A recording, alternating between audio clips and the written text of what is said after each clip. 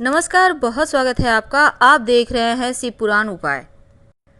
अगर आप हमसे अभी अभी जुड़े हैं तो प्लीज़ चैनल को सब्सक्राइब कर लें और पसंद आए तो वीडियो को लाइक करें। कमेंट में हर हर महादेव जरूर लिखें। कार्तिक पूर्णिमा के दिन स्नान दान करने का विशेष विधान है। खासकर गंगा नदी में स्नान करना और दीप दान करना, ये दो बातें बहुत महत्व रखता है। इस दिन कुछ न कुछ दान जरूर करना चाहिए, क्योंकि शुभ काम करके अगर पुण्य अर्जित किया जाए तो इसके फल भी आपको ज़्यादा मिलते हैं। लेकिन इस बार की पूर्णिमा पर लग रहा है चंद्र ग्रहण। कार्तिक पूर्णिमा की रात चंद्रमा उदय होने के बाद चांदी के लोटे में जल भरकर चंद्रमा को अर्घ्य देने का विधान है, ओम सोम सोमाय नमः का मंत्र का जप करते हुए। लेकिन इस दिन, चूंकि कार्तिक पूर्णिमा को त्रिपुरी पूर्णिमा भी कहते हैं, क्योंकि भगवान शिव देवताओं का जो राज त्रिपुरासुर नामक राक्षस ने हड़प लिया था, तो शिवजी उनका अंत करके राज्य देवताओं को वापस किए थे और देव दीपावली इसी दिन गंगा तट पर मनाई जाती है। कहा जाता है कि देवता भी गंगा तट पर आकर दीपावली मनाते हैं, इसीलिए पवित्र नदी सरोवर के किनारे दीपक जलाने का विधान है। कार्तिक पूर्णिमा के दिन अगर गरीबों को चावल का दान किया जाए तो चंद्रमा अशुभ प्रभाव जो दे रहा है वो शुभ हो जाता है। अगर आपकी कुंडली में चंद्रमा अशुभ हो तो इस दिन आप चावल दान कर सकते हैं, या थोड़ा सा चावल दूध पवित्र नदी सरोवर में बहा दें तो आपका चंद्रमा उत्तम फल देने लगता है। इस दिन जहां तक संभव हो शिव और विष्णु दोनों की एक साथ पूजा करें, क्योंकि कार्तिक पूर्णिमा ऐसा दिन है जिस दिन भगवान श्री हरि विष्णु और शिव जी दोनों की एक साथ पूजा की जाती है। ब्रह्मचर्य का पालन जरूर करें। कार्तिक महीने की इस पूर्णिमा पर मांस मदिरा खाना वर्जित है, क्योंकि ये महापाप की श्रेणी में आता है। सबसे पहला तो अपने घर के मुख्य दरवाजे पर थोड़ा सा आपको एक कार्य करना है। चावल को आधा एक घंटा तक भिगो लें पानी में। उसके बाद इस चावल को पीसकर पेस्ट बना लें। इसमें एक चुटकी हल्दी मिलाकर घर के मुख्य दरवाजे पर बाहर की तरफ से शुभ मंगल प्रतीक चिन्ह बनाइए, जैसे कि स्वस्तिक है, इसका निशान बनाइए। आप चौखट में ऊपर बीचों बीच भी बना सकते हैं और दोनों तरफ भी बना सकते हैं, लेकिन इस स्वस्तिक के निशान के दोनों तरफ 2 खड़ी रेखाएं जरूर डालिएगा। दूसरा उपाय है कि आप इस दिन जल में एक चुटकी हल्दी डालकर पूरे घर में छिड़काव जरूर करें, क्योंकि इससे सकारात्मक ऊर्जा आती रहती है। एक खास उपाय देखिए, शरद पूर्णिमा के दिन आप ये प्रयोग वैसे तो दिन में भी कर सकते हैं अभिजीत मुहूर्त में, लेकिन रात में कर लें तो अच्छा है। आप लाल कपड़े में थोड़ा सा हल्दी मिले हुए चावल रखें। थोड़ा सा चावल का मतलब 21 दाने चावल, 21 दाना। ध्यान बस ये रखना है कि चावल के सभी दाने पूरी तरह से अखंडित हो, यानी टूटे फूटे हुए ना हो। अब आप, चूंकि ये जो आपने चावल लिया है लाल कपड़े में, इसको आप बांध लें और लाल कपड़े में जो 21 पीले चावल के दाने बांधने के बाद माँ लक्ष्मी की विधि विधान से पूजा करें। अब ये चावल भी माँ के सामने रखें और बाद में इसको उठाकर अपने पर्स में रख लें। ऐसा करने से लक्ष्मी की कृपा बरसती है और जीवन में धन की मुश्किलें परेशान नहीं करती। आम के पत्तों का बंधनवार अपने घर के मुख्य दरवाजे पर जरूर लगाइएगा, क्योंकि इस दिन जितना ज़्यादा सकारात्मक ऊर्जाएं घर आएंगी उतना ही अच्छा है। आम के पत्ते या अशोक के पत्ते रस्सी के सहारे बांधकर या डोरी के सहारे आप इसको घर के मुख्य दरवाजे पर बाहर की तरफ से लटका दें। आप चाहें तो फूलों से भी घर को सजा सकते हैं।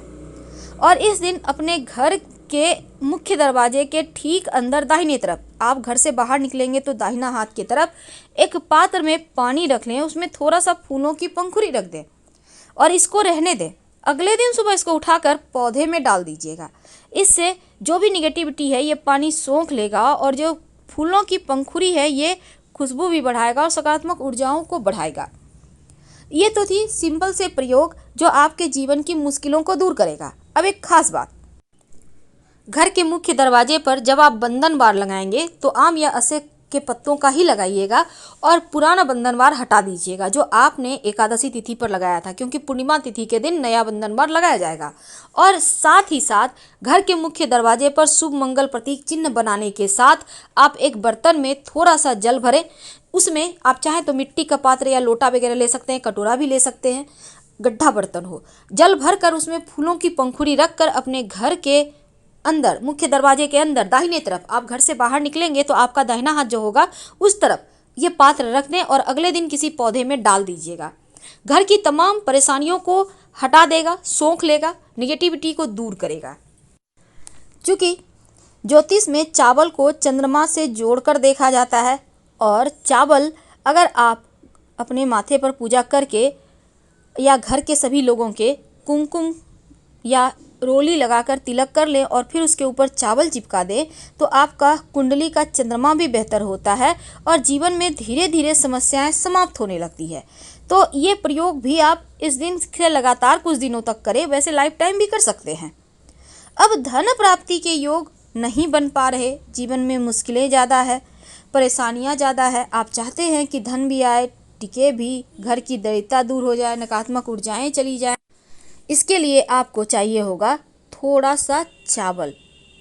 थोड़ा सा मतलब आप 11 दाने भी ले सकते हैं या एक चुटकी ले सकते हैं, एक मुट्ठी भी ले सकते हैं और इस चावल को हल्दी से कलर कर लें और इसको लाल कपड़े में बांधकर अपने धन के स्थान पर रख दें। माँ को अर्पित करने के बाद धन बढ़ता जाएगा। बहुत सिंपल सा प्रयोग है, लेकिन जब आप हल्दी यानी गुरु और चावल यानी चंद्रमा दोनों का मिलन हो जाएगा तो क्या होगा, यहाँ पर राजयोग बनेगा और ये राजयोग आपके जीवन में हर जो समस्याएं हैं, परेशानियां हैं, उसको दूर करेगा। बहुत सिंपल है पर करिएगा ज़रूर। क्योंकि देखिए चावल के बहुत सारे प्रयोग किए जाते हैं, लेकिन अगर कुछ खास दिनों में चावल के प्रयोग किए जाएं तो वो अद्भुत परिणाम देते हैं।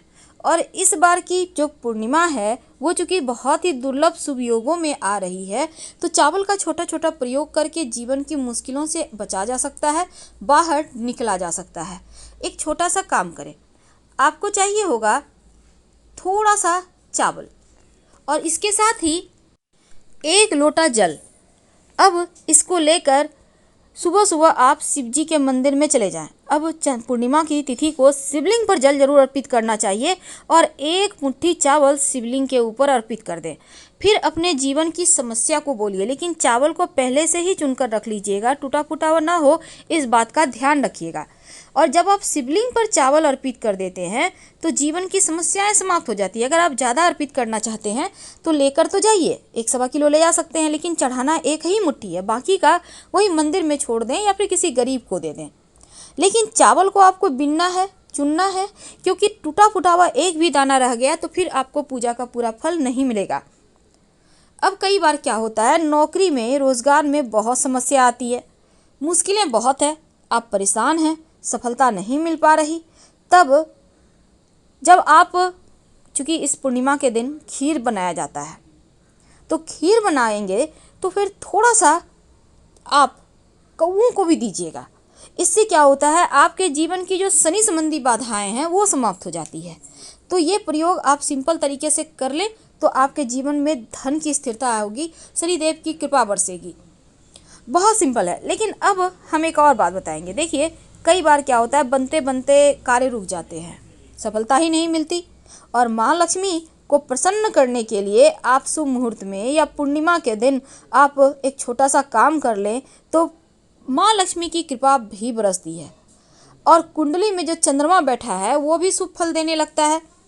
अगर चंद्रमा अशुभ फल दे, जीवन में परेशानियां ज़्यादा हो, तब आप 1 मुट्ठी चावल अपनी माँ के हाथों से ले लें और अपने पास संभाल कर रखें। चंद्रमा, चूँकि माँ जो है वो चंद्रमा का कारक है, यानी अगर आपके माँ के साथ रिश्ते बेहतर रहते हैं तो चंद्रमा भी अच्छा फल देने लगता है।